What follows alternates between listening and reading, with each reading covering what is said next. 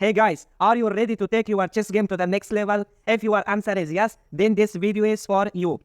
As you know, if you play chess, you will understand how the knights and bishops control the entire board.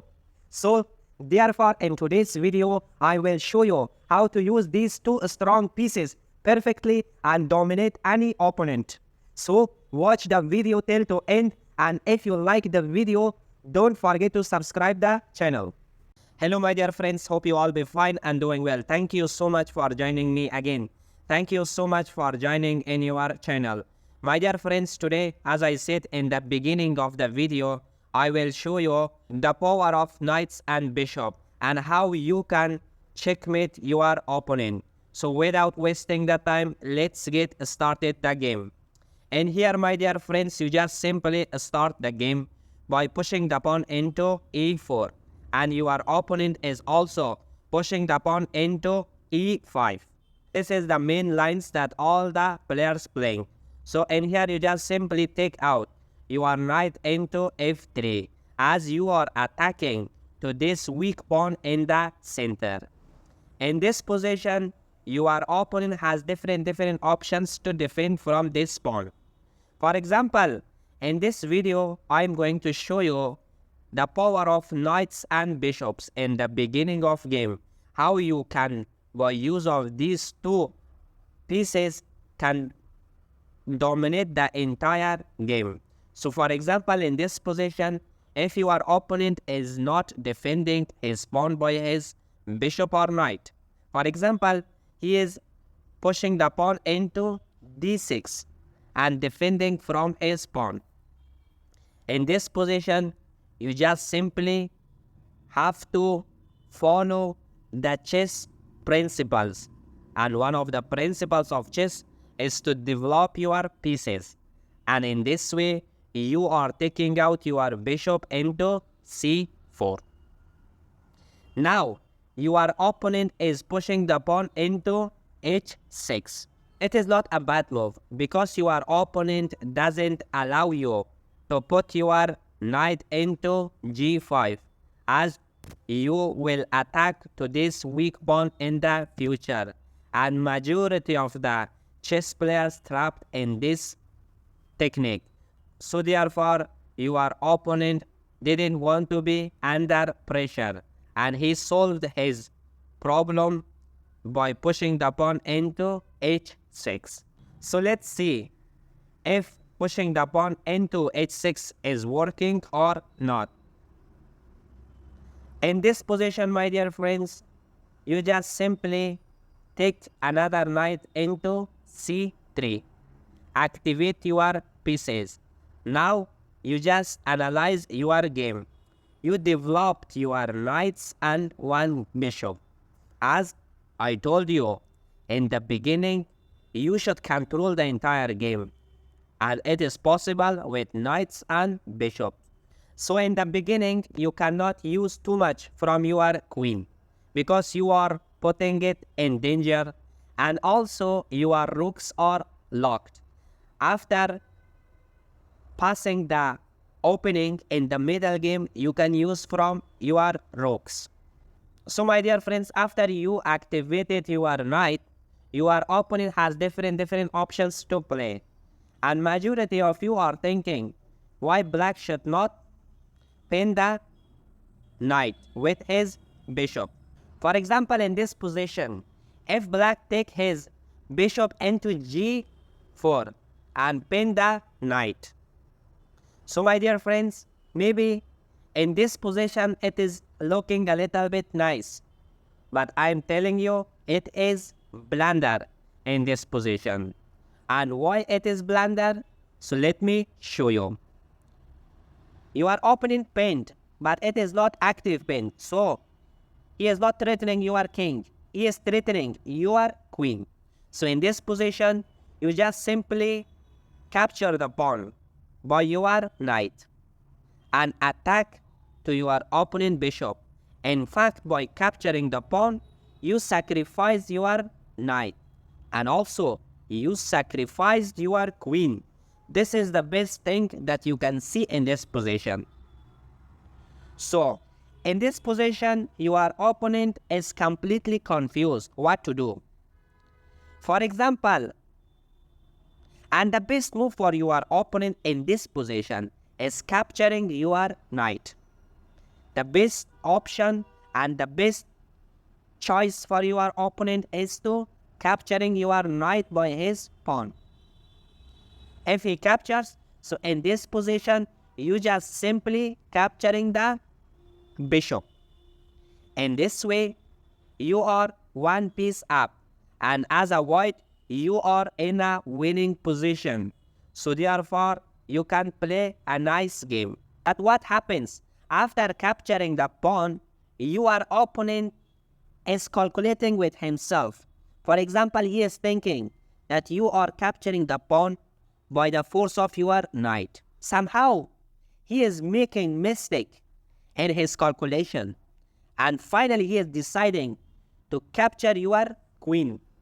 So in this position, my dear friends, you have the best move, and that is capturing the pawn by your bishop and giving a fantastic check to your opponent. Your opponent cannot capture your bishop as it is protected by your knight. So the only option for your opponent is moving his king into e7. Now you have checkmate in only one move. Can you find it, my dear friends? Yes, definitely. You have this brilliant checkmate by your knight. So as you see that all the squares controlled by your knights and bishop. So in this way, you can understand that how bishop and knights are powerful if you use it in a better way. So let me show you the other lines that your opponent can play against you. So my dear friends, coming back to the main position. In this position, as I told you, your opponent in a previous move, he took out his bishop, as it was not a good move for him. It was a blunder. So what is the good move for him?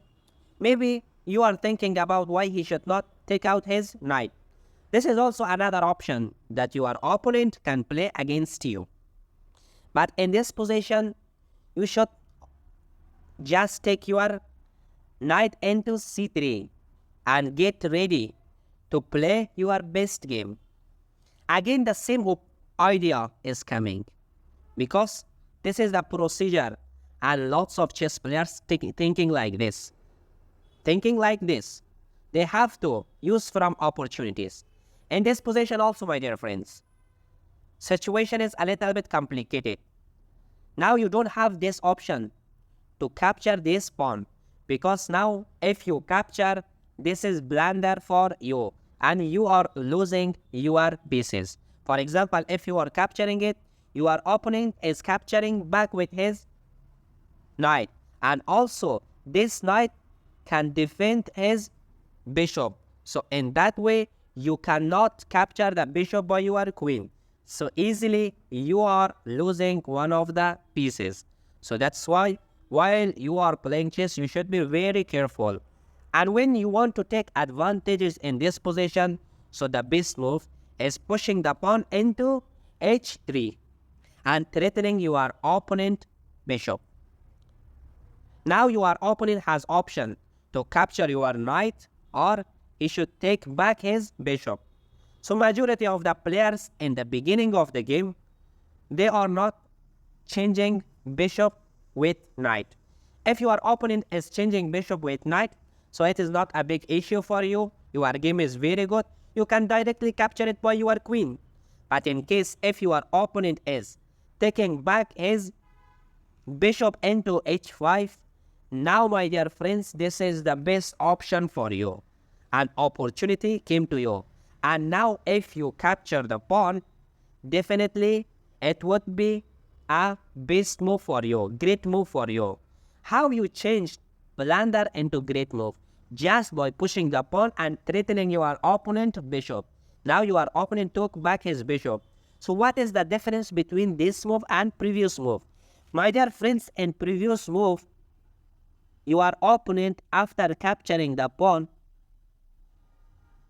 by his knight, he could defend from his bishop. But now you push the pawn. By pushing this pawn, now your opponent took back his bishop. Now you disconnected the connection between the knight and bishop. So now you can easily attack.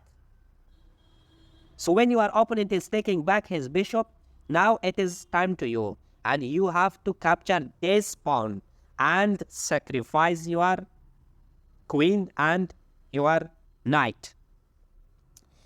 In this position, if your opponent again miscalculated by himself and captures your queen, again the same scenario will be repeated, and that is capturing the pawn and giving a brilliant check to your opponent.